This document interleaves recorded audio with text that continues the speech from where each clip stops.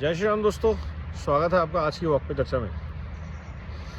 पूरी दुनिया में जिहादी जीत रहे हैं, प्रोटेस्ट चल रहे हैं, लेकिन जिन जगहों से इनको सपोर्ट मिलता था, ईरान वापस अपनी पर्शियन रूट्स की तरफ जाना चाह रहा है। बलूचिस्तान वापस बलोच बनना चाह रहा है, इंडिपेंडेंट कंट्री।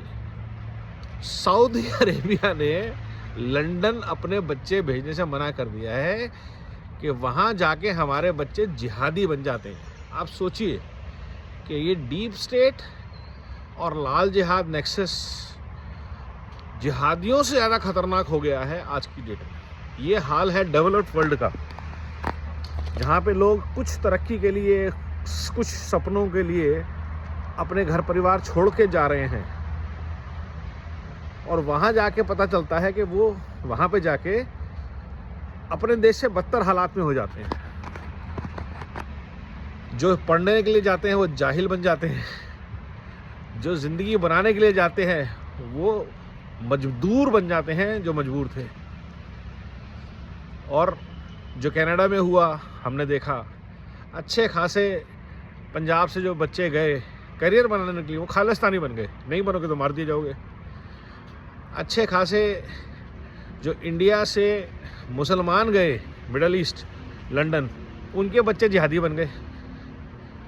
और आज की डेट में वर्ल्ड को सेव कौन कर रहा है? भारत। ब्राज़ील से लेकर के रशिया तक हर कंट्री की उम्मीद आज की डेट में, जर्मनी की उम्मीद आज की डेट में भारत से है, क्योंकि एक पागल आदमी और उसका पूरा गैंग दुनिया को बेवकूफ़ बनाए हुए है। ट्रंप, जिसको कुर्सी मिलती है उसका दिमाग ख़राब हो जाता है, चाहे वो नेतन ट्रूडो हो, चाहे वो ज़ेलेंस्की हो। और हर यूएस की जो हेगमनी चल रही है, अब वो ईरान में वही करेगा जो उसने वेनेजुएला में किया, तो और बड़ा कलेश। और वो बैक एंड से सपोर्ट कर ही रहा है।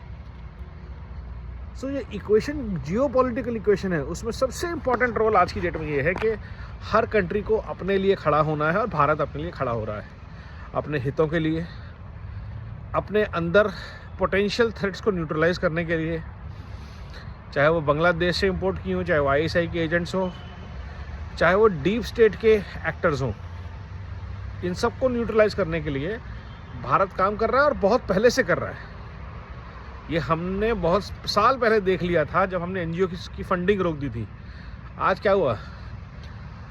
जिन एनजीओज़ को यूएस फंड करता था, तो सब एनजीओज़ की फंडिंग यूएस ने भी बंद कर दी, क्योंकि उनको भी पता चल गया कि हम अगर ह्यूमन एड के लिए पैसा दे रहे हैं तो वो पैसा प्रोस्टिट्यूट्स के पास जा रहा है, लोग उस पैसे का गलत इस्तेमाल कर रहे हैं, और जिस पर्पज़ के लिए भेजा जा रहा है वो नहीं हो रहा। तो भारत ने ये प्रोटेक्टिव मेजर 10 साल पहले से लेने शुरू कर दिए। इसलिए आज जब हर तरफ अराजकता का माहौल है, बांग्लादेश हमने देख लिया क्या हुआ, पाकिस्तान में कभी भी फट सकता है वो बड़ा, ईरान का हाल हम देख रहे हैं, तो ये सब हमारे अड़ोस पड़ोस में है। नेपाल,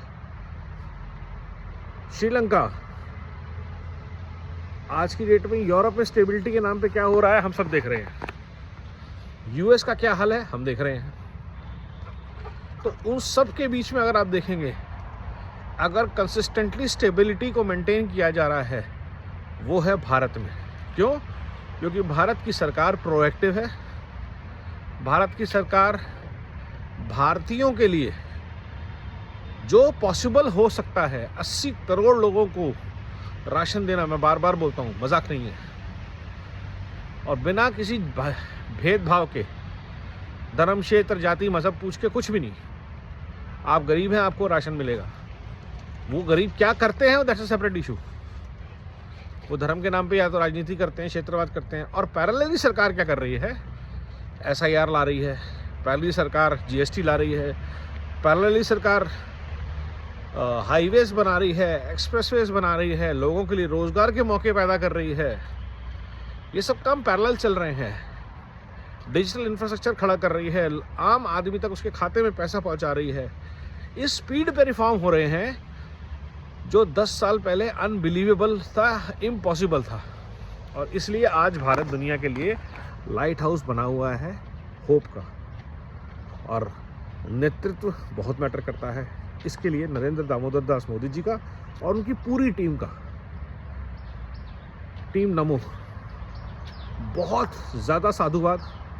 चाहे गडकरी जी हैं, चाहे निर्मला सीतारमण हैं, चाहे किरण रिजिजू हैं, चाहे मनसुख मंडाविया हैं, चाहे अमित शाह हैं, राजनाथ सिंह हैं, आप हर पुरी साहब हैं, पीयूष गोयल हैं, एक एक मिनिस्टर और पूरी टीम उनकी लगी हुई है भारत के लिए, भारत के हितों के लिए लड़ने में, भारत के हितों को साधने में, चाहे वो किसी भी तरह से हो।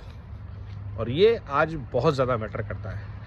Internal as well as external threats को न्यूट्रलाइज करना इस ग्लोबल सिनेरियो में, जब आपके चारों तरफ और दूर दूर तक अराजकता ज़बरदस्त तरीके से फैली हुई है। तो 2026 में जब हम विचार करें किसी भी चीज़ का, तो सबसे पहले ये देखें कि एक गलत डिसीजन जनता का आपको राहुल गांधी दे सकता है, आपको ममता बनर्जी दे सकता है, आपको ठाकरे दे सकता है, आपको तेजस्वी दे सकता था, आप बच गए। और इसीलिए good governance will only come from good well-trained people who have been trained in a certain way of life, who have worked hard across the country before getting into the power tussle। और वो trend लोग आते हैं RSS से, स्वयंसेवक, व्यक्ति निर्माण की यात्रा के थ्रू, छन के, घिस के, हीरा बन के। सोचिए, विचार कीजिए इस पूरी यात्रा पे। नमो भारत, वंदे मातरम, जय हिंद।